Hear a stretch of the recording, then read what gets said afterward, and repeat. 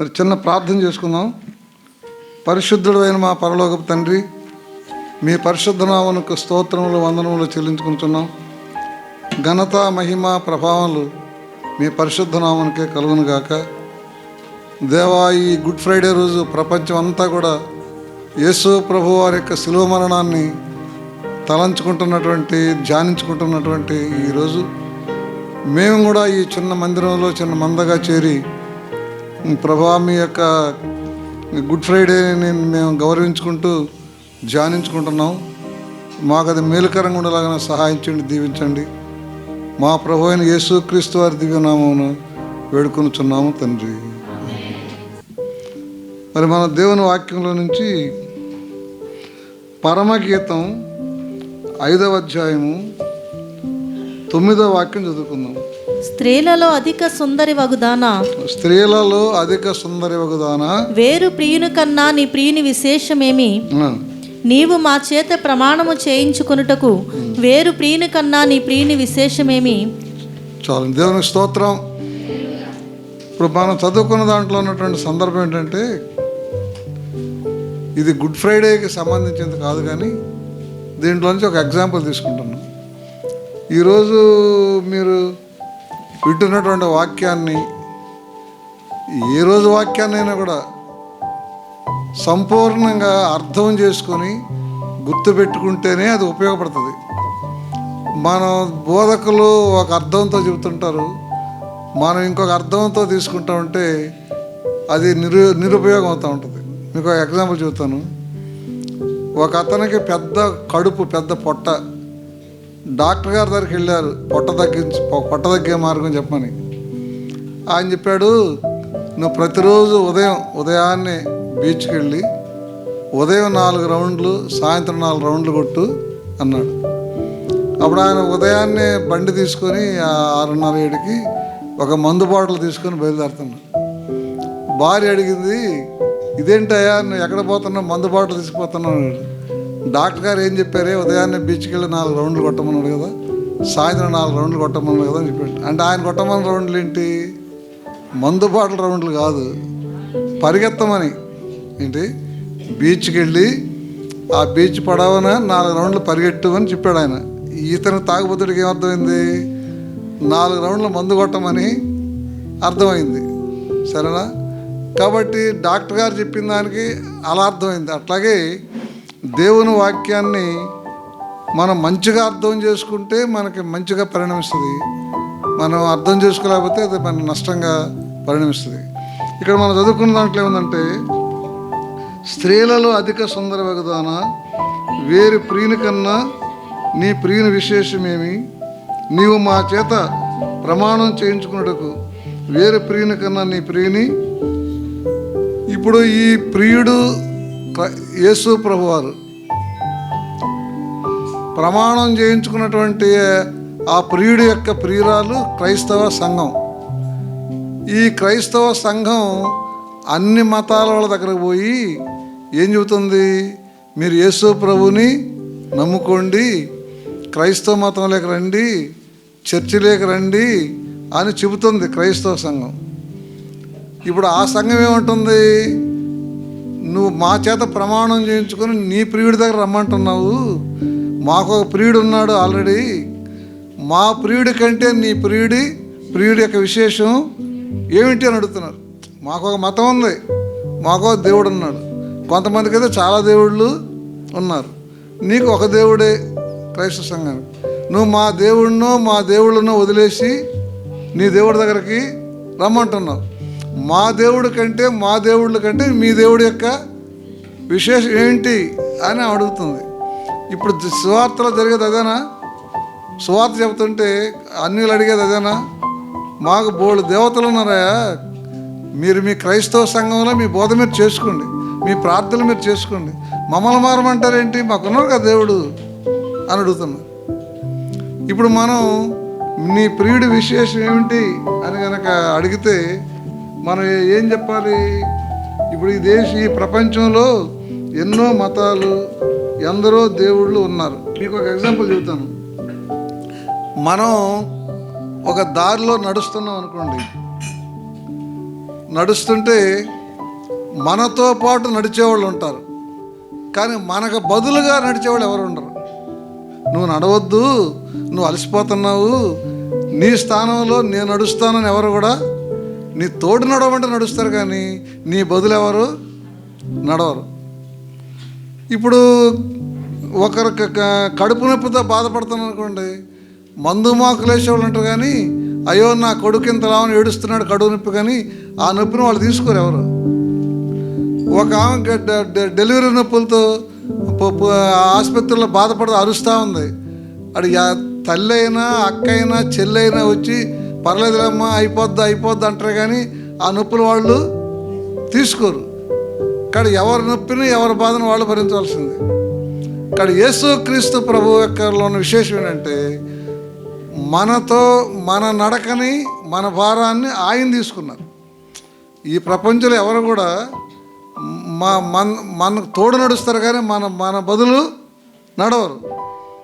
కాబట్టి యేసు ప్రభువులో విశేషం ఏంటంటే, మన బదులు ఆయన నడుస్తారు, మన బరువు భారం ఆయన తీసుకున్నారు.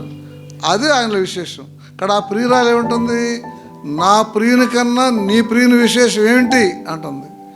కాబట్టి ఇప్పుడు మన లోకంలో స్వార్థ చెప్పేటప్పుడు, మాకు దేవుళ్ళు ఉన్నారు కదా, నీ దేవుడు ఏంటి మాకు యేసుక్రీస్తు గురించి చెప్తున్నావు అని అడిగితే, నీ యేసులో విశేషం ఏంటంటే మా యేసులోని విశేషం ఏంటంటే, మన యొక్క భారాన్ని ఆయన తీసుకుంటారు, మన బదులు ఆయన నడుస్తారు, మన బదులు ఆయన సఫర్ అవుతారు అనేది యేసులోని ప్రత్యేకత.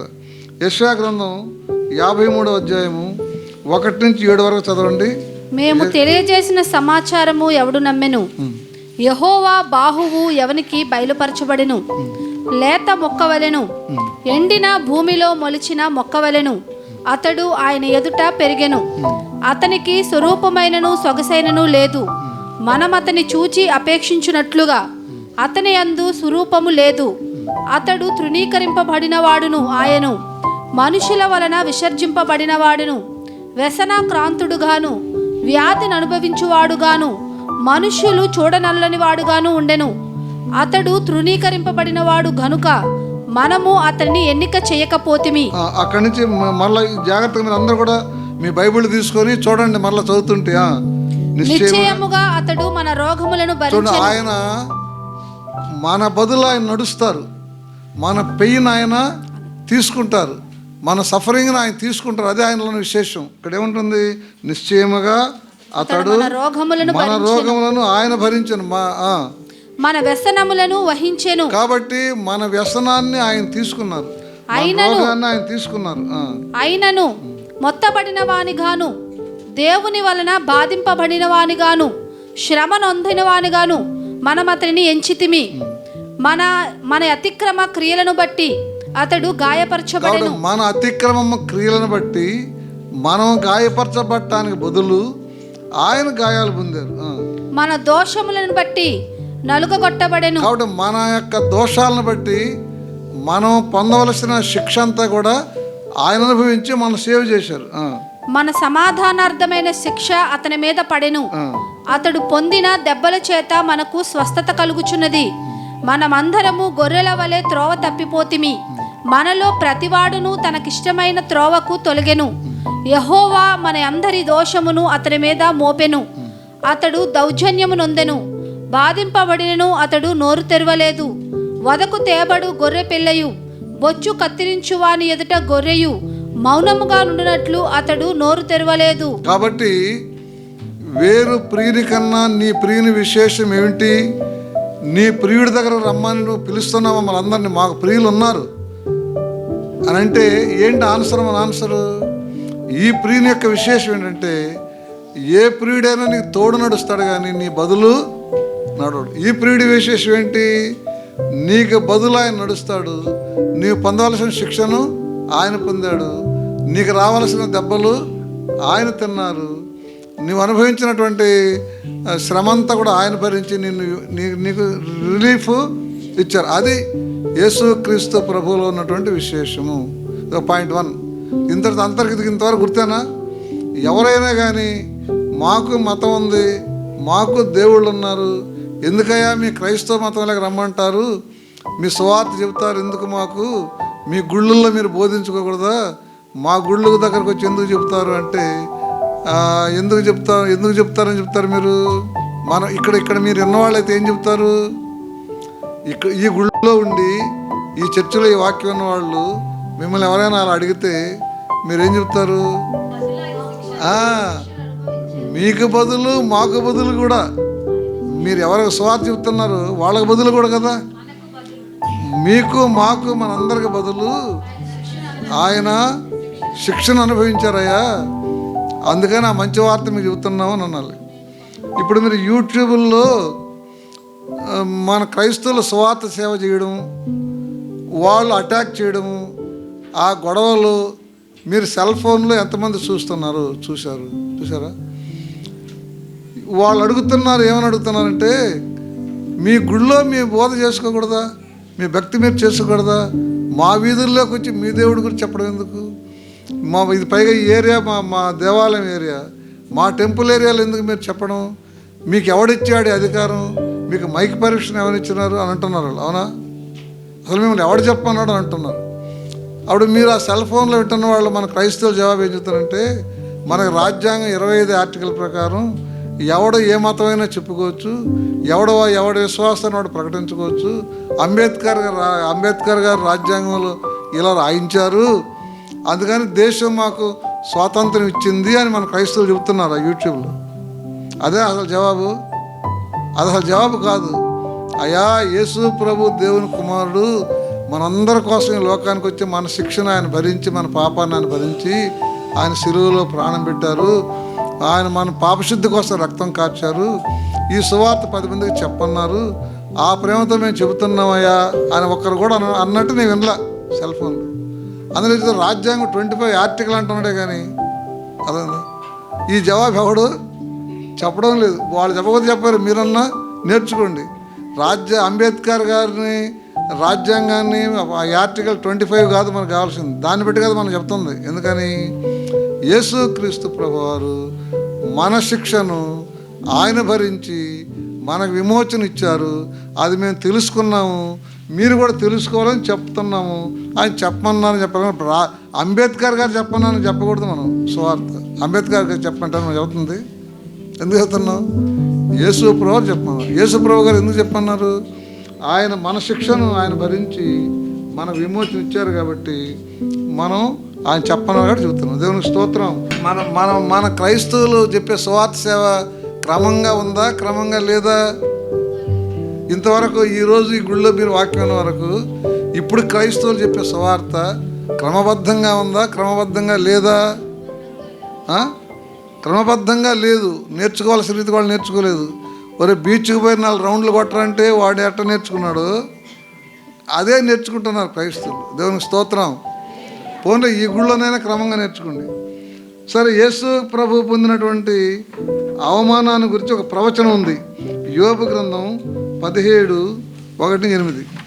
నా ప్రాణము సమసిపోయెను, నా దినములు తీరెను, సమాధి నా నిమిత్తము సిద్ధమై ఉన్నది, ఎగతాళి చేయువారు నా యొద్ద చేరియున్నారు, వారు పుట్టించు వివాదములు నా కన్నులకు ఎదురుగానున్నవి. యేసుక్రీస్తు ప్రభువారు సిలువకు ముందు పొందినటువంటి అవమానాలన్నీ కూడా ఇలా పొందుతారు అని యోబు ద్వారా కూడా ఒక ప్రవచనం చెప్పబడింది. ఏంటంటే అది ఎగతాళి చేయవారు నా యొద్ద చేరి ఉన్నారు. మరి యేసుక్రీస్తు ప్రభువుని గెత్సెమనెలో పట్టుకొని, తోటలో పట్టుకొని ఆయన్ని రకరకాల తీర్పులకు తీసుకొచ్చినప్పుడు ఎగతాళి చేశారా లేదా? ఏమైనా ఎగతాళి చేశారు? సిలువ మీద ఉన్నప్పుడు నువ్వు పాపల రక్షకుడు అన్నావు, అందరిని రక్షిస్తానన్నావు, ఓ యేసు నిన్ను నువ్వు రక్షించుకో, అప్పుడు మమ్మల్ని రక్షించగలుగుతావని మేము నమ్ముతాం అన్నారా లేదా? అది ఎగతాళి చేయడమే కదా? మరి ఎగతాళి ఆ విధంగా ఆయన్ని ఎగతాళి చేస్తారని యోబుకి దర్శనం ద్వారా ఆయన చెప్పించారు. వారు పుట్టించు వివాదములు నా కన్నులకు ఎదురుగానున్నవి. యేసుక్రీస్తు ప్రభు మీద పెట్టినటువంటి వివాదాలు, ఎన్ని నేరాలు మోపారు వాళ్ళు? ఎన్నో నేరాలు మోపారు. ఇట్ట చేశాడు, అట్ట చేశాడు, అట్ట చేశాడు, ఇట్ట చేశాడు అని ఎన్నో నేరాలు మోపారు. అవన్నీ కూడా పిలాతు ఏమన్నాడు, ఒకదానికి ఒకటి ఏం పొంతం లేనివి, ఇవన్నీ ప్రూఫ్ లేనివి, ఆధారం లేనివి అని కొట్టేశాడు. ఆయన సేవ చేద్దామన్నా కూడా వాళ్ళు పడనివ్వలేదు. ఇంకా పోతే ఈ ప్రపంచం యేసు ప్రభు మీద ఒక నేరం మోపారు. ఏమనంటే యేసు ప్రభువు క్రీస్తు మగ్దలేనే మరియని పెళ్లి చేసుకున్నాడు, ఆయనకి పిల్లల్ని కూడా కన్నాడు, ఆయన పిల్లలు ఇంకా అక్కడక్కడ ఉన్నారు అని చెప్పారు. దాని మీద సినిమా కూడా వచ్చింది. ఏంటది నేను మర్చిపోయాను. ఆ డావిన్సీ కోడా, డావిన్సీ కోడ్ అనా, ఆ డావిన్సీ కోడ్లో ఉన్న నేరం ఏంటంటే యేసు క్రీస్తు మగ్దలేనే మరియను పెళ్లి చేసుకున్నాడు, పిల్లలకు అన్నాడు అని. ఇప్పుడు మీకు పెద్ద పెద్ద మేధావులు మీకు తగిలి, మీ ఊర్లలో మీ వీధుల్లో తగిలి, పెద్ద పెద్ద ప్రొఫెసర్లు తగిలి యేసుక్రీస్తు మీద దేవుడు అని చెప్తున్నారు, ఆయన మగ్దలేని మరియను పెళ్లి చేసుకున్నాడు అని మీకు ఎన్నెన్నో ప్రూఫ్స్ మాట్లాడారనుకోండి, ఆడు మీరు కాదని మీరు ఏం చెప్తారు, ఎట్లా చెప్తారు?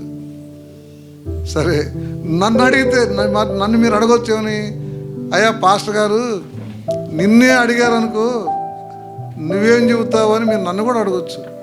నేనైతే ఏం చెప్తానంటే మగ్దలేని మరియను ఆయన పెళ్లి చేసుకోలేదు, ఏ స్త్రీని పెళ్లి చేసుకోలేదు అని అనడానికి నేనేం చెప్తానంటే, వాళ్ళు యేసుక్రీస్తు ప్రభువుని పట్టకొచ్చి ఆయన ముందు ఎన్నో నేరాలు మోపారు కదా, అప్పుడైనా మగ్దలేని మరియను కనుక చేసుకుని ఉంటే అది చెప్పరా?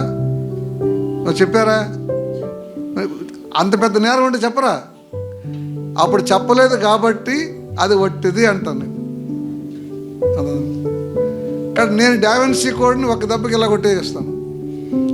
మగ్దలేని మరియని పెళ్లి చేసుకున్నాడని ఎంత పెద్దవాళ్ళు చెప్పినా కూడా నేను ఇలా కొట్టిపారేస్తానంటే, చేసుకునే ఉంటే ఈయన దేవుని కుమారుని అన్నాడు, దేవుడితో సమానం అన్నాడు, తండ్రి దగ్గర నుంచి దిగొచ్చాను అన్నాడు, నేను ఈ లోక సంబంధిని కాదన్నాడు, ఆ మనిషిని పెళ్లి చేసుకున్నాడని చెప్పరా? మరి చెప్పారా? చేసుకున్నట్టు చెప్పరా? కాబట్టి మీ దగ్గరకు అలా వస్తే డావిన్సీ కోడ్ ఇస్తే చెప్తారా? మీరు చెబుతారా? ఇప్పుడు నేర్చుకున్నారా, ముందే నేర్చుకున్నారా? దేవునికి స్తోత్రం, హల్లెలూయా. కాబట్టి ఇంకా చదవండి. ఎగతాళి చేయవారు నా యొద్ద చేరి ఉన్నారు, వారు పుట్టించే వివాదములు నా కన్నులకు ఎదురుగా ఉన్నవి. ఏర్పాటు చేయుము, దయచేసి నా నిమిత్తము నీ అంతట నీవే పూటపడుము. మరి ఎవడు నా నిమిత్తము పూటపడును? నీవు వారి హృదయమునకు జ్ఞానము మరుగు చేసితివి కావున నీవు వారిని హెచ్చింపవు.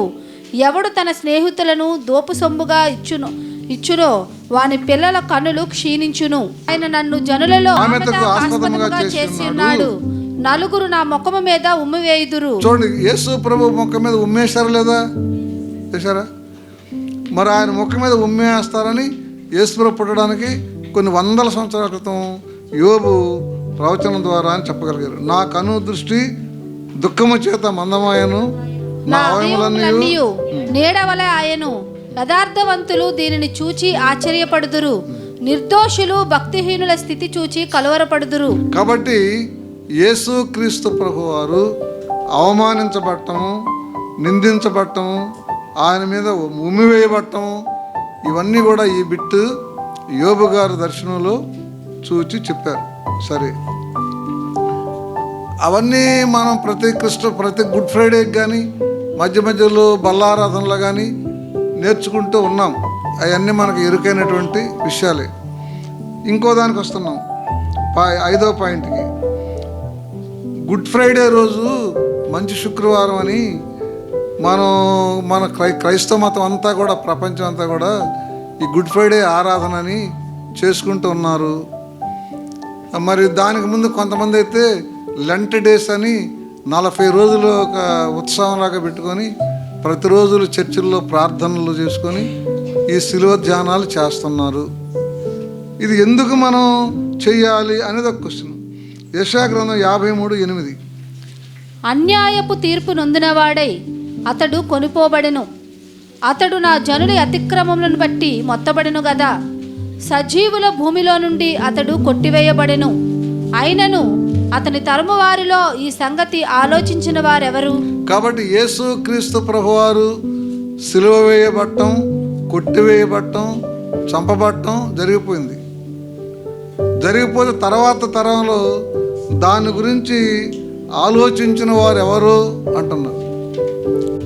యేసు క్రీస్తు ప్రభువారి యొక్క సిలువ మరణం, ఆయన పొందిన దెబ్బలు, గాయాలు, అవమానాలు ఆలోచించకుండా వదిలేశారట. ఆలోచించిన వారు ఎవరు అంటున్నారు. ఇక్కడ మనం గుడ్ ఫ్రైడేకి, లెంట్ డేస్కి చేసే ధ్యానాలంతా దేనికంటే ఆయన పొందినటువంటి సిలువ మరణం, అవమానం, శ్రమలు అన్నీ పునరాలోచన చేసుకోవడం కోసమే ఈ గుడ్ ఫ్రైడే, ఈ లెంట్ డేస్ ఇవన్నీ కూడా. అక్కడేముంటున్న ప్రవచనంలో ఈ సంగతులను ఆలోచించిన వారు ఎవరు అంటున్నారు. కాబట్టి ఇప్పుడు మనం చేసేది ఏంటి? ఆలోచించడమే. మనం ఎందుకు కూడుకున్నాం? ఇప్పుడు యేసు ప్రభు యొక్క పొందినటువంటి బాధలు, అవమానాలు ఇవన్నీ కూడా ఆలోచించడం కోసమే. ఆలోచించినందువలన మనకేంటి కలుగుద్ది? నా ప్రభు ఏ పాపం ఎరగనటువంటి యేసు నా పాపముల కొరకు ఈ విధంగా చిత్రవద చేయబడ్డారే అని అలా ఆలోచించుకొని ఆ మనం ఏ పాపంలో ఉంటున్నామో వాటిని విడిచిపెట్టుకోవడానికి, మనల్ని మనం ప్రోత్సహించుకోవడం కోసం, పురికొల్పుకోవడం కోసం, మరలా మనం పునరావృతం చేసుకోవడం కోసమే ఈ ధ్యానాలు.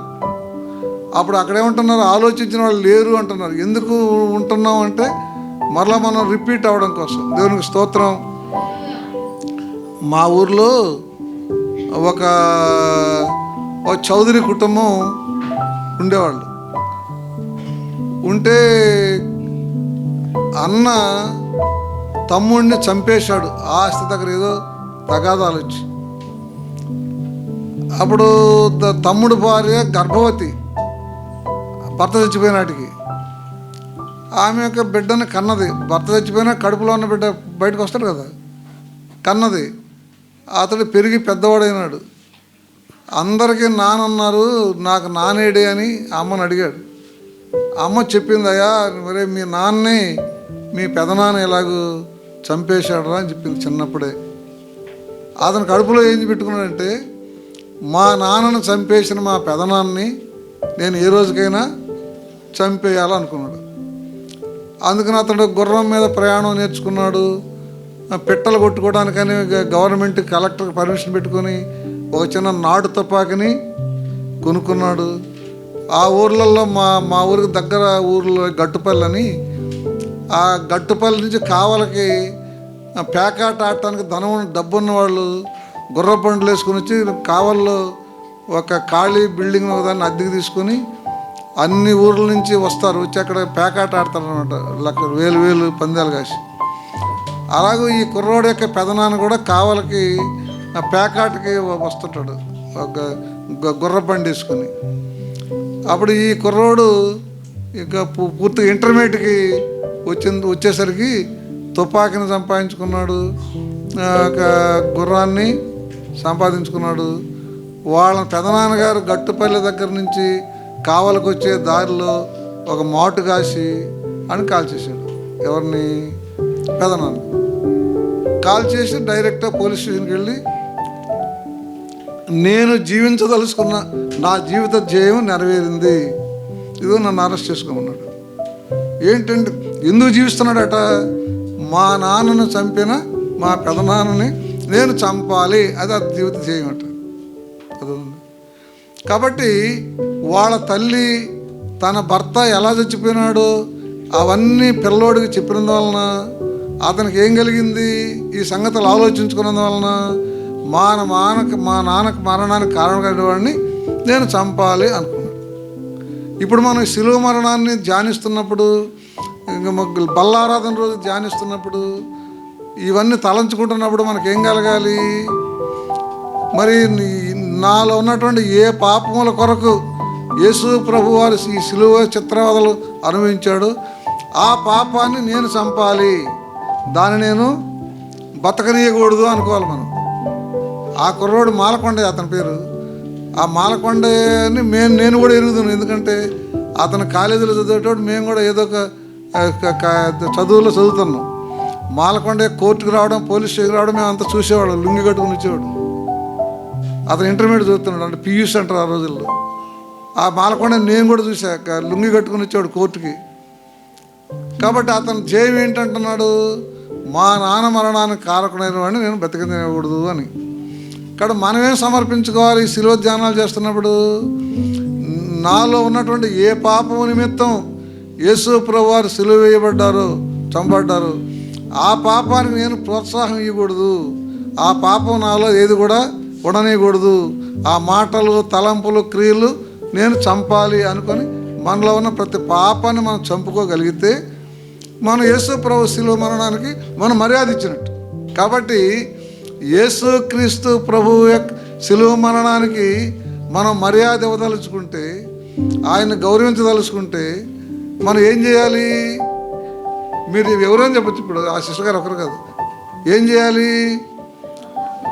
ఏ పాపము నిమిత్తం యేసు ప్రభువారు ఆ చిత్రవద అనుభవించారు, ఆ పాపానికి మనం ప్రోత్సాహాన్ని ఇవ్వకూడదు.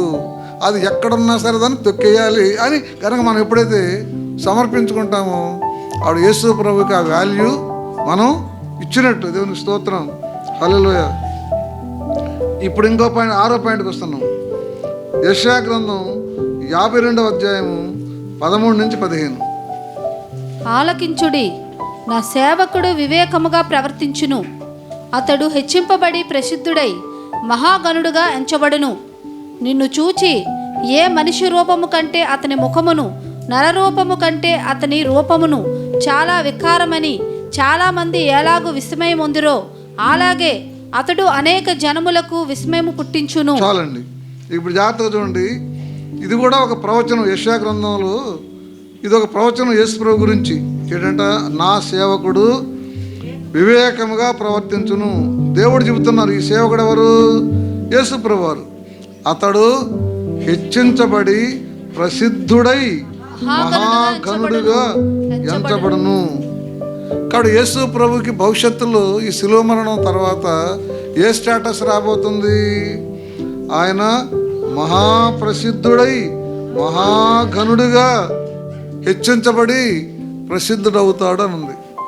ఎందుకనంట, నిన్ను చూచి ఏ మనిషి రూపము కంటే అతని ముఖమును, నరరూపము కంటే అతని రూపమును చాలా వికారమని చాలా మంది ఎలాగూ విస్మయం ఉందిరో. చూడండి, యేసు క్రీస్తు ప్రభు యొక్క శిలువ మరణాన్ని చూచి చాలా మంది విస్మయం చెందారట, ఆశ్చర్యం చెందారు. ఏమని? అయ్యో, ఇది చాలా ఘోరం, ఇది అన్యాయం, చాలా ఘోరం, యేసు ప్రభుకి ఈ శిక్ష చాలా అన్యాయము, ఆయన అలా కొట్టడం, ఆయన అలా హింసించడం అని విస్మయం చెందారట ప్రజలు. అందువలన ఆయన కూడా చాలామందికి విస్మయం పుట్టించారట. చదవండి, ఎలా విస్మయం ఉందిరు. అలాగే అతడు అనేక జనములకు విస్మయం పుట్టించును. మీ తెలుగు బైబిల్లో చిలకరించడం ఉందా? దాని కింద ఫుట్ నోట్లో ఉంది. అది అది ఎగ్జాక్ట్ తర్జుమా అన్నమాట హీబ్రూలో, అది గ్రీకులో. అది కింద ఇచ్చారు లైవ్ వరుసగా బైబిల్లోని ఇచ్చుంటే బాగుండు.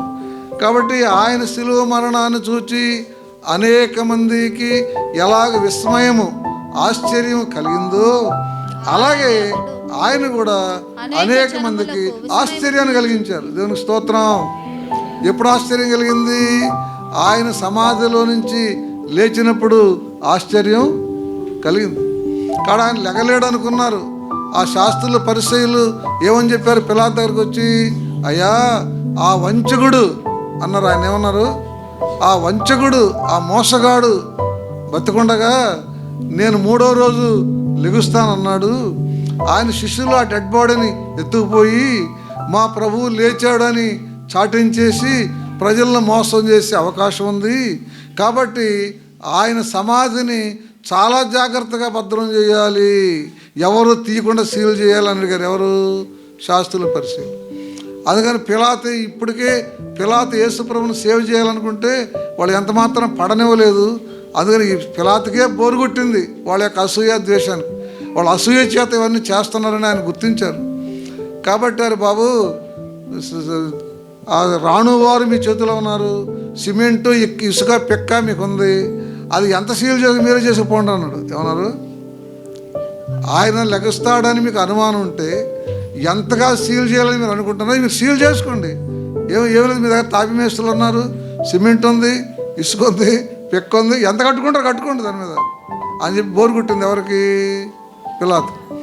ఆయన యూదులకు రాజు అని సిలువ మీద రాశారు. ఆయన సిలువ మీద రాస్తే ఒక బోర్డు రాస్తే, మీరు మొన్న మఠలాది వారం బోర్డులు కట్టుకుని పిల్లలు తిరిగారు కదా, అట్లాగే రాస్తే యూదులకు రాజు అని వాళ్ళు వచ్చి అన్నారు, యూదులకు రాజు అని చెప్పుకున్నాడు అని రాయండి, యూదులకు రాజు అని రాయిద్దన్నాడు. రాసింది పడేస్తా అన్నాడు. ఎందుకని? అప్పటికి విసిగించేశారండి.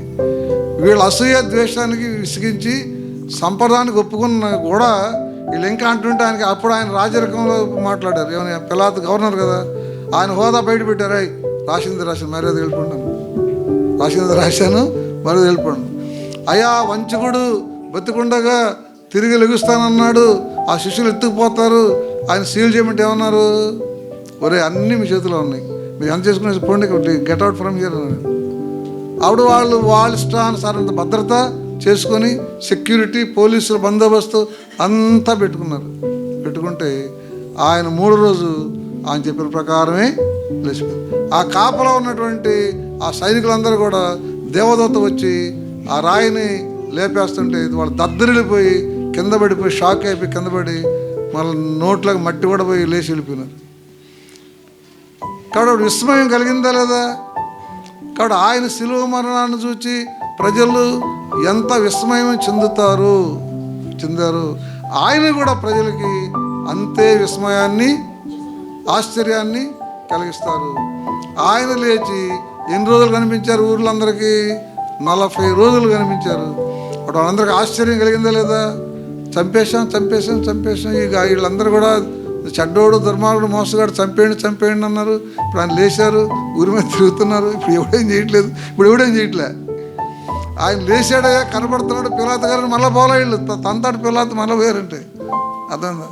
ఇక్కడ మరలా పోయారు. ఆయన దగ్గరికి మరలా ఎవరు కేసు పెట్టలేదు, ఎవరు కంప్లైంట్ చేయలేదు, ఎవరు గవర్నర్ దగ్గర పోలేదు. మళ్ళీ ప్రధాన యాజకులు అంతా ఏమైనారు కూడా అడ్రస్ రాకుండా పోయారు వాళ్ళు. ఇప్పుడు యేసుప్రభు తిరిగి లేచి కనపడుతున్నది వలన ఈ కుళ్ళు, కుట్ర, అసూయలతో ద్వేషం పెట్టి ఈ పట్టుకున్న వాళ్ళు, చంపిన వాళ్ళందరూ కూడా ఒక్కడ కూడా అజా లేకుండా పోయారు. ఎందుకని? వాళ్ళు స్టన్ అయిపోయారు. అక్కడ ఏమనుంది? ఎలాగ ఈ శిలువ మరణాన్ని చూచి ఎలాగ విస్మయమందరు, అలాగే అతడు అనేక జనములకు విస్మయము పుట్టించును. ఆయన్ని ఆయన అన్యాయస్తుడు అన్నాడు, పాపి అన్నాడు, దోషి అన్నారు, ద్రోహి అన్నారు. వీళ్ళందరూ కూడా ఎక్కడ కూడా తిరిగి లేచిన తర్వాత 40 రోజులు కనపడుతున్నారు. గబుక్కుని లేచి వెళ్ళిపోలేదండి. 40 రోజులు ఊరి మీద కనపడుతుంటే ఒక్కడ కూడా మళ్ళీ కంప్లైంట్ చేయాలి కదా, మళ్ళీ కేసు పెట్టాలి కదా, న్యాయంగా పిలాతు దగ్గర రావాలి కదా, ప్రధాన రావాలి, అన్నా కైపుల దగ్గర పోవాలి కదా. ఎవడు కూడా అంతు లేకుండా పోయారు. ఎందుకని? వాళ్ళందరూ కూడా ఆయన విస్మయము పుట్టించారు. దేవునికి స్తోత్రం, హల్లెలూయా. దీన్ని ఇంగ్లీష్లో కూడా ఇచ్చాను నేను, ఇంగ్లీష్లో కూడా చదవాలి. Behold my servant shall deal prudently. అక్కడ మాకు తెలుగులో ఉంది, నా సేవకుడు వివేకముగా ప్రవర్తించును. ఇంగ్లీష్లో ఉంది, మై సర్వెంట్ షల్ డీల్ ప్రూడెంట్లీ. నా సేవకుడు జ్ఞానంగా ప్రవర్తించును అని తెలుగులో సింపుల్గా ఇచ్చారు. కానీ ప్రూడెంట్ అని ఇంగ్లీష్ యొక్క పదానికి అర్థం ఏంటంటే అది మనం వర్ణించడానికి వీల్లేనంత అటువంటి జ్ఞానం, అటువంటి తెలివి, అటువంటి వివేకం, అటువంటి బుద్ధి కుశలత, ఇటువంటి పదాలు ఎన్ని చెప్పినా కూడా చాలు. అది అసలు ప్రూడెంట్ అనే పదం. కాబట్టి నా సేవకుడు ప్రూడెంట్గా బిహేవ్ చేస్తాడు. అందువలన ఏమైనా తర్వాత ఇంగ్లీష్ చదవండి, he shall be exalted and extolled and be very high. తెలుగులో అయితే ఆయన హెచ్చించబడి ప్రసిద్ధుడై మహాగణుడుగా ఎంచబడి ఉన్నారు. ఎందుకని? ఆయన ప్రవర్తించినటువంటి ఆ ప్రూడెంట్ ప్రవర్తనకి, ఆయన యొక్క అపారమైనటువంటి వివేకానికి బహుమతిగా ఆయన మహాప్రసిద్ధుడు అవుతాడు అని ప్రవచనం ఎక్కడ? యెషయా 52. ఇంకా చదివితే his visage was so marred more than any man. ఆయన ముఖము చితగ్గొట్టబడ్డది. ఎంతగా అంటే ఏ మానవుడికి కూడా అంత శిక్ష పడలేదట. అంత శిక్షణ అనుభవించాడు. ఇంకా నెక్స్ట్ ఇంకేముంది? And he's far more than the sons of men. లోకంలో మానవ పుత్రులు ఎవరు ఏ శిక్షలు అనుభవించినా, ఏ కొట్టబడ్డా, ఎవడో కొట్టబడ్డది కూడా యేసుతో పోల్చడానికి వీలుగానంతగా కొట్టబడ్డాడు ఆయన. అంత చిత్రవద చేయబడ్డారు, అంతగా కొట్టబడ్డారు, అంతగా అవమానించబడ్డారు. ఓకే, కాబట్టి అందువలన ఆయన ఈ సందర్భాలన్నిటిలో కూడా చాలా వివేకంగా నడుచుకున్నారు. అందువలన ఆయనకి ఏ స్టేటస్ వచ్చింది?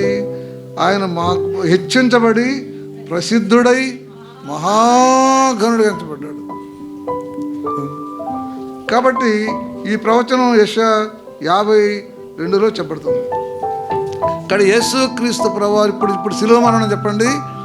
ఆయన ఎంతగా కొట్టబడ్డారంటే ఈ లోకంలో మానవులు పుట్టి పెరుగుతున్న తర్వాత ఆనాటికి ఎంతమందికి ఎన్ని శిక్షలు బాధలు అనుభవించినారు, ఎవడు దాన్ని కూడా ఈయనతో పోల్చడానికి వీల్లేదు.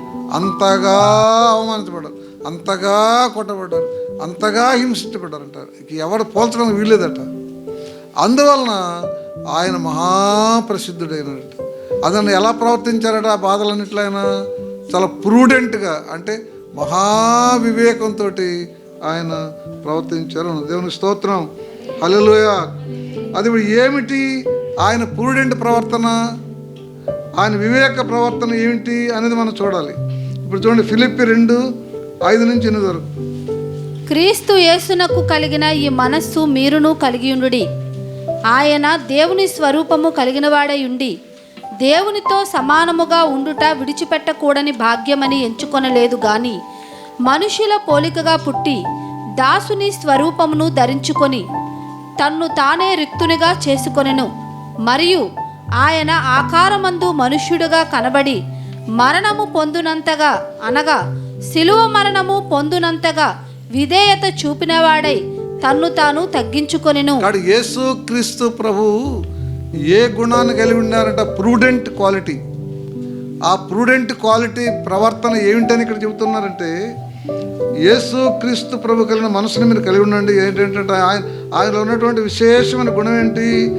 దేవుని స్వరూపము కలిగిన వాడై ఉండి దేవునితో సమానంగా పరలోకంలో ఉన్న స్టేటస్ను వదిలి దాసుని స్వరూపము ధరించుకొని తను తాను వట్టివాడిగా చేసుకొని దాసుడిగా ఈ లోకానికి వచ్చి ఆకారముందు మనుషుడిగా కనబడి మరణము పొందినంతగా, శిలువ మరణం పొందినంతగా విధేయత చూపిన వాడై తన్ను తాను తగ్గించుకోవడం హయ్యెస్ట్ తగ్గింపు.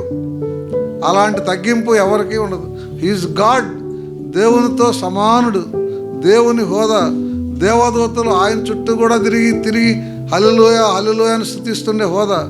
దానంతటిని వదిలేసి మానవుడిగా ఈ లోకానికి వచ్చి దాసుడిగా మారి శిష్యులు కాళ్ళు గడిగేంతగా తగ్గించుకొని ఏ మానవుడు పొందనంతటి శిక్షణ ఆయన అనుభవించారు. అది ఆయన నడుచుకున్నటువంటి ప్రూడెంట్ క్వాలిటీ. ఇంగ్లీషే వాడుకోండి అందాక. ఆయనకి ఇంగ్లీష్ ఏ పదవారు? My servant shall deal prudently. ఆయన యొక్క ప్రూడెంట్ క్వాలిటీ అట్లా ఉంది. రెండోది హెబ్రీ 5:7-8. శరీరధారి అయ్యున్న దినములలో మహారోదనముతోనూ కన్నీళ్లతోనూ తన్ను మరణము నుండి రక్షింపగలవానికి ప్రార్థనలను యాచనలను సమర్పించి భయభక్తులు కలిగి ఉన్నందున ఆయన అంగీకరింపబడెను. ఆయన కుమారుడయుండియు తాను పొందిన శ్రమ వలన విధేయతను నేర్చుకొనెను. అది ఆయన యొక్క ప్రూడెంట్ క్వాలిటీ. ఏంటిది? శరీరధారిగా ఉన్న రోజుల్లో మహారోదనముతో కన్నీళ్లతో తను మరణం నుంచి విడిపోయిన ప్రార్థనలు యాచనలు సమర్పించి భయభక్తులు కలిగి ఉన్నాడు. కుమారుడయ్యుండి కూడా తాను పొందిన శ్రమల వలన విధేయతను నేర్చుకున్నాడు. ఆయన తిరగబడాలి, ఈ శిలువ శ్రమను తొలగించుకోవాలి, వదిలించుకోవాలంటే ఆయనకి ఏమీ కాదు. కానీ ఆయన విధేయతని మనకు చూపించడం ద్వారా ఆ ప్రూడెంట్, ఆ విశేషమైనటువంటి జ్ఞానాన్ని ఆయన చూపించారు. హెబ్రీ 7:26.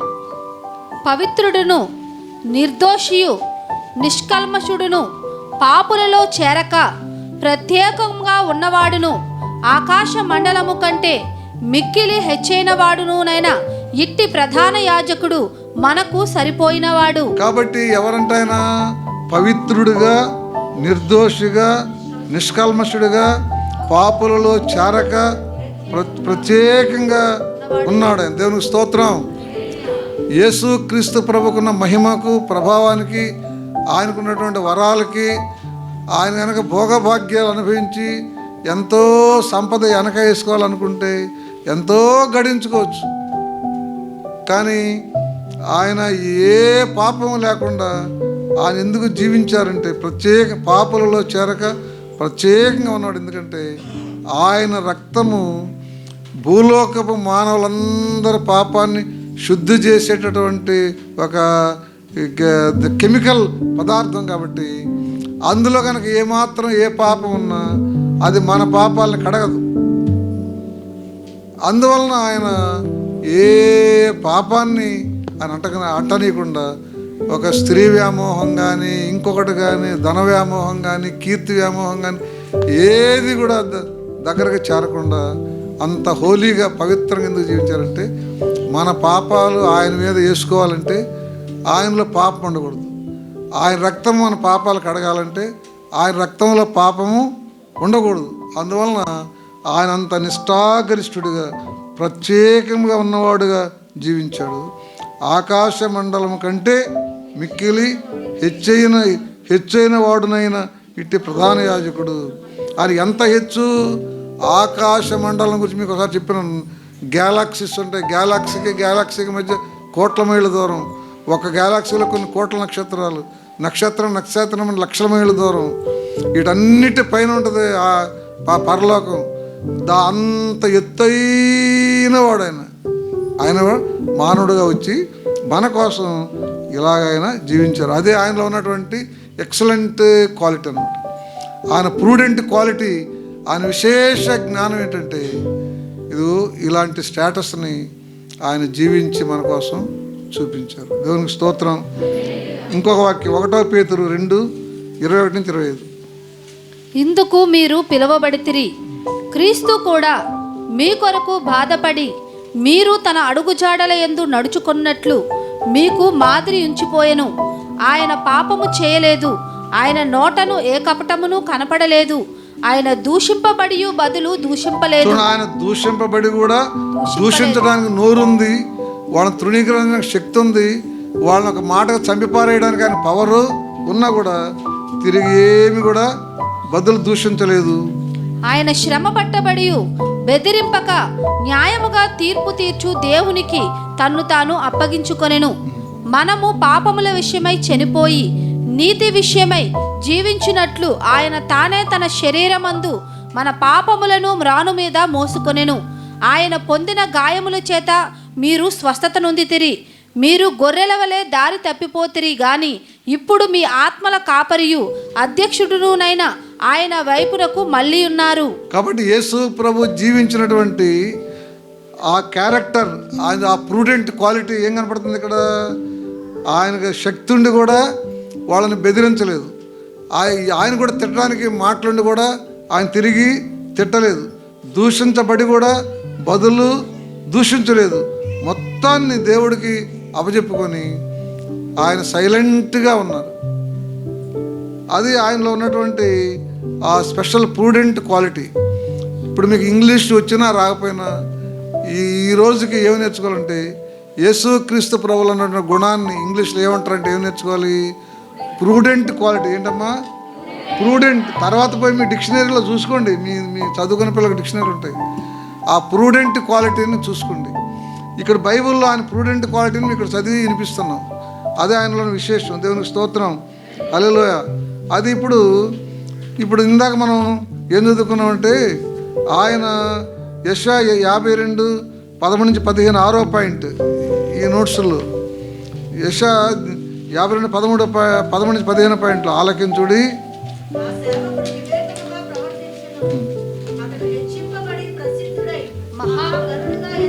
అతడు హెచ్చించబడి ప్రసిద్ధుడై మహా మహాగణుడిగా ఎంచబడను.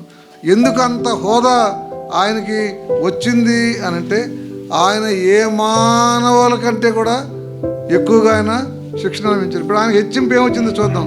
ఫిలిప్పి 2:9-11.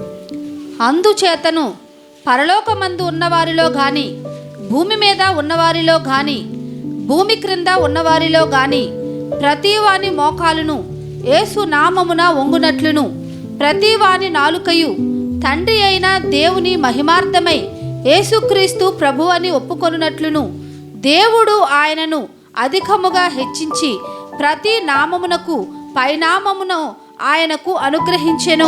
ఆయన మహాప్రసిద్ధుడుగా అవుతారని చెప్పారు కదా. ఏం ప్రసిద్ధి వచ్చింది దానికి? పరలోకంలో కానీ, భూలోకంలో కానీ, భూమి క్రింద కానీ, ఎక్కడ ఏ పేరున్నా సరే ప్రతి పేరు కంటే ఆయన పేరు హెచ్చు. ఈ ప్రపంచంలో అయితే ఆయన చనిపోయి తిరిగి లేచిన తర్వాత క్రీస్తు శకం అనేది వచ్చింది. ఎవడైనా ఏ రికార్డు అయినా, ఏ దేశమైనా, స్థలం కొన్నా, అమ్మినా, ఏమైనా సరే క్రీస్తుకు పూర్వమను, క్రీస్తు శకం అని అనాల్సిందే.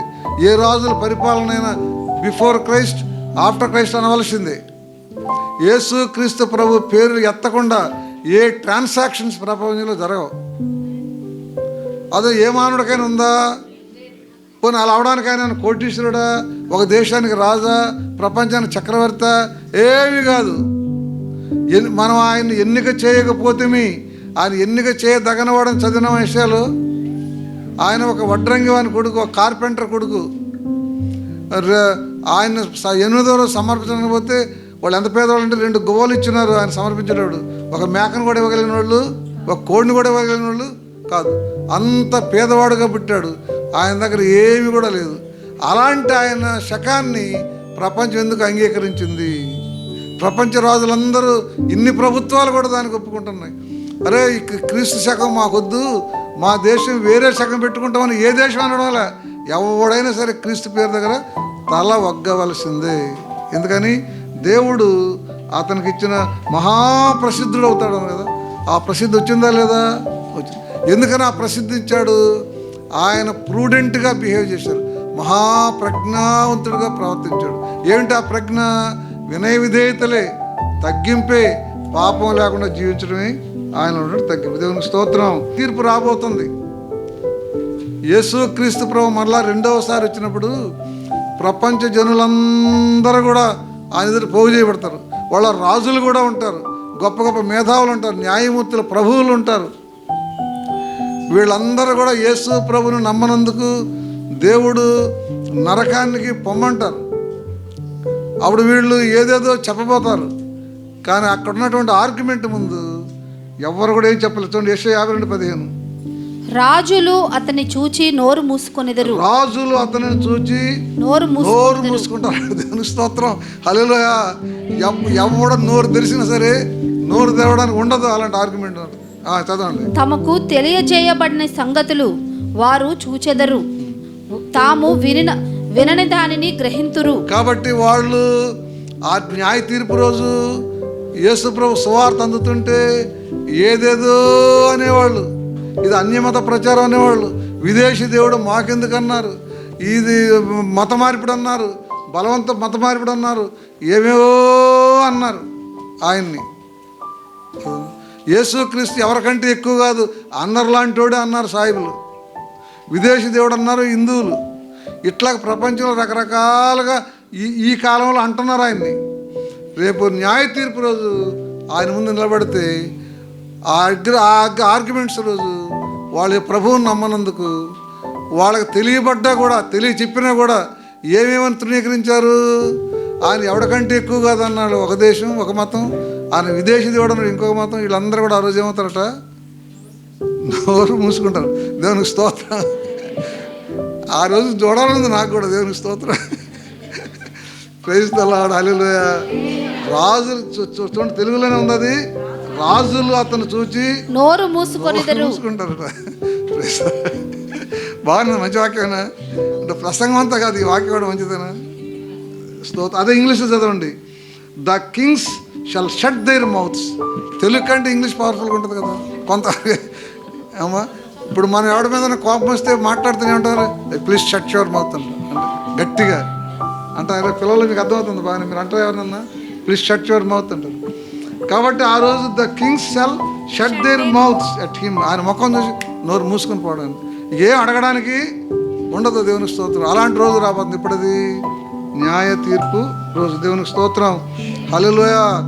కాబట్టి మనం ఏమి నేర్చుకోవాలి ఈ రోజుకి, ఈ గుడ్ ఫ్రైడే రోజుకి ఏమి నేర్చుకుని వెళదాం? ఇక్కడి నుంచి ఏమి నేర్చుకుని వెళదాము? ఓవరాల్గా యేసుక్రీస్తు ప్రభు మన కొరకు ఈ లోకానికి వచ్చి చిత్రవద చేయబడ్డారు. ఓకే, మనతో తోడు నడుస్తారు కానీ మనుషులు మన బదులు నడవరు. ఆయన మనకు బదులు మనం అనుభవించిన శిక్షను ఆయన భరించారు. మన పెయిన్స్ ఆయన తీసుకున్నారు. పాయింట్ 1. ఇంకేంటి కొత్త నేర్చుకున్నారు? నీ ప్రియుడి విశేషం ఏంటి? ఆయన ఎవరితో కూడా పోల్చడానికి వీలు లేకుండా ఈ మానవులు పుట్టిన తర్వాత ఎంతమంది ఎన్ని శిక్షల బాధలు అనుభవించినా వాళ్ళందరికంటే ఈయన బాధే పెద్దది. కాబట్టి ఈయన అంటే విశేష ప్రూడెంట్ నా బిహేవియర్ ఏంటైందంటే, అంత హోదా ఉండి కూడా ఆయన దీనుడై విధేయత కలిగి ఆయన నడుచుకున్నారు. అందువలన ఆయన మహాప్రసిద్ధుడు. ఈనాడు ప్రపంచంలో ఏ మొలగపోయినా కూడా క్రైస్తవ సంఘం ఉంటుంది, ఏ ట్రైబల్స్ మధ్య ఉంటుంది, చదువులేని వాళ్ళ మధ్య ఉంటుంది, నరమాంస భక్షకుల దగ్గర సంఘం ఉంటుంది. మరి సేవకులు అంత మూలకి ఎలా పోతున్నారు, ఏం చెప్పి సంఘాలు కడుతున్నారో కానీ ప్రపంచం అంతా కూడా ఆయన నామను పూజించే వాళ్ళు ఉన్నారు. కాబట్టి ఈ ప్రపంచం ఏ భాషలో ఆయన నామం ఉంటుంది. ఎందుకంటే ఆయన మహాప్రసిద్ధత దేవుడానికి ఇచ్చారు. ఇంకా అది ఎవరికి కూడా అంతటిది లేదు. అది ఇప్పుడు మన భక్తులు మనమేం డిసైడ్ చేసుకుని వెళ్ళాలి అది చెప్పండి. మనం ఏమి నిర్ణయించుకొని ఏమి సమర్పించుకొని వెళ్ళాలి ఇక్కడి నుంచి? కాబట్టి ఆయనకు గౌరవంగా మనం బతకాలి అంటే ఆయనకు మనం అప్పుడు ఒక కుర్రోడు మా కావాల దగ్గర గట్టుపల్లి కుర్రోడు వాళ్ళ పెదనాన్న వాళ్ళ నాన్న చంపడానికి కారకుడైనటువంటి వాళ్ళ పెదనాన్న చంపేవారు కదా సమర్పణ అన్నాడు కదా. అప్పుడు మనం ఏం ధ్యేయంగా పెట్టుకోవాలి? నా పాపం వలన యేసుప్రభు అట్లాంటి బాధలు పడ్డారు కాబట్టి ఆయన గాయాలను రేపేటటువంటి మాటలు కానీ పాపాలు కానీ చెడుకు కానీ నాలో ఉంచుకోకుండా ఆయనను హానర్ చేయాలి అని అనుకోవాలి ఈరోజు. దేవుని స్తోత్రం. హల్లెలూయా. ఇంకేటనుకోండి, ఆయన యొక్క ప్రూడెంట్ క్వాలిటీ అంతా చదివించాం కదా మీకు. ఆ వినయము, ఆ విధేయత, ఆ తగ్గింపు, ఆ సమర్పణ అనేకులకు రక్షణ రావడం కోసం ఆయన ఎంత తగ్గించుకున్నారు. మనం కూడా ఇతరులకు రక్షణ రావడానికి మనం కూడా సాధనాలలాగా అవ్వాలి. ఇతరులకు మరియమ్మ గారు, ఇతరులకు రక్షణ రావాలంటే మనం సాధనాలు అవ్వాలి. మనం సాధనమైనా అవ్వచ్చు, అడ్డుబండైనా అవ్వచ్చు. ఇటీవల పోయిన వారం ఒక షిప్పు వచ్చి ఎవర్ గివన్ అనేటువంటి షిప్ వచ్చి సూయజ్ కెనాల్,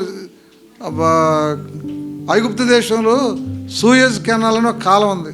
దాని గుండా ప్రపంచం అంతా షిప్పుల వ్యాపారం, పెద్ద కోట్ల వ్యాపారం జరుగుతూ ఉంటుంది. అయితే ఒక షిప్ వచ్చి అది 20 లక్షల టన్నులు 20 కోట్ల టన్నులు బరువు అయినటువంటి షిప్ అనమాట. గెవర్ గివన్ అనేది వచ్చి అడ్డం తిరిగి ఆ సుడిగాలులకి ఇసుక తుఫానులకి అడ్డం తిరిగి సూయజ్ కెనాల్ని అడ్డం తిరిగిన వలన అటు నుంచి వచ్చేవి ఇటు నుంచి వచ్చేవి వందలాది షిప్పులు ఆగిపోయినాయి. ఎందువలన? ఇదొకటి అడ్డం తిరిగిన వలన. దాన్ని ఎంతోమంది నైపుణ్యం కలిగినటువంటి మహామేధావులు వచ్చి దాన్ని సరిచేసి దీన్ని లైన్లో పెడితే మళ్ళీ షిప్పులు వెళ్ళిపోయినాయి. కాబట్టి షిప్పులు వెళ్ళడానికి అది అడ్డమైంది, అడ్డం తిరిగినందువలన, అది దారికి అడ్డం ఉన్నందువలన. మనం ఇతరులు ప్రభువులోకి రావడానికి మనం దారి ఇవ్వాలి అంటే మనలో వాళ్ళు ఏ చెడుగుని చూడకూడదు. మనం కనుక అడ్డం ఉన్నామంటే మన వల్ల ముందు షిప్పులు వెనక షిప్పులు ఆగిపోతాయి. దేవుని స్తోత్రం. ఇక్కడ మనల్ని చూచి ఎవరు కూడా యేసు బ్రదర్ రాకుండా మన క్యారెక్టరు, మన కాండక్టరు, మన మాట, మన పరిస్థితిని ఇతరులకు ఆటంకము కలగకూడదు. మనం అడ్డుబండగా ఉండకూడదు. ఎవరి గివెన్ షిప్ లాగా కాలువకు అడ్డంగా ఉన్నట్టు మనం అడ్డంగా ఉండకూడదు. దేవునికి స్తోత్రం. మనం సువార్త చెప్పకుండానే ఇతరులు మనల్ని చూచి వీళ్ళ నమ్ముకున్న దేవుడిలోకి మనం కూడా పోతే బాగుండు అని అనుకోవాలి. ఒక మహా జ్ఞానవంతుడు ఏమన్నాడంటే, మీరు ఎవరైనా ఒక అపార జ్ఞానవంతుడు కనుక మీకు తగిలితే అతను ఏమని అడగాలన్నారంటే, మీరు ఏ పుస్తకాలు చదివారు అని అడగాలంట. ఏంటి? మీరు ఏ పుస్తకాలు చదివారు? మనల్ని చూసినప్పుడు మీరు ఏ దేవుడిని కొలుస్తున్నారు అని అడగాల. మీ మత గ్రంథం ఏంటని అడగాలి. ఎందుకని? ఈ మంచి, ఈ మర్యాద, ఈ మాట, ఈ తీరు, ఈ వినయం, విధేయత మామూలుగా మాకు ఎవరికి రాలేదు. మీకు ఎలా వచ్చింది? మీరు ఏ దేవుడిని కొలుస్తున్నారని వాళ్ళు అడగాల. మీరు మా దేవుళ్ళకి రండి, మా దేవుళ్ళని క్రైస్తవ మతంలో రండి అంటే వచ్చిన వాళ్ళు కాదు. అలా అనకూడదు. మనం చెప్పకూడదు సువార్త. ఎలా రావాలి? వాళ్ళే మీ దేవుడు ఎవరు, మీ గ్రంథం ఏంటయ్యా, మీరు ఎవరిని మొక్కుతున్నారు అని అడగాలి. దేవునికి స్తోత్రం. హల్లెలూయా. కాబట్టి మనం దేవుని ఈరోజు ఈ గుడ్ ఫ్రైడే రోజు ప్రపంచం అంతా కూడా యేసు ప్రభు శిలువ మరణాన్ని ధ్యానిస్తున్నటువంటి ఈరోజు మనం యేసు ప్రభుకి ఇచ్చే కానుక ఏమై ఉండాలి? ఈరోజు మనం ఇచ్చే కానుక ఏమై ఉండాలి? యేసు ప్రభువుని అవమానపరిచేది ఏది కూడా నాలో ఉండకూడదు.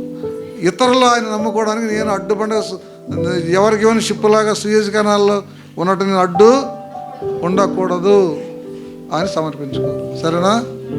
దేవునికి స్తోత్రం. దేవుడు మీరు సమర్పించుకుని ఉంటే మీ సమర్పణ దేవుడు దీవించుగాక.